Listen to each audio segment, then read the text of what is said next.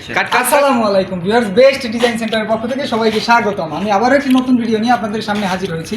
আজকে চলে এসেছি আমাদের দ্বিতীয় শাখা, যেটা সাভারে অবস্থিত।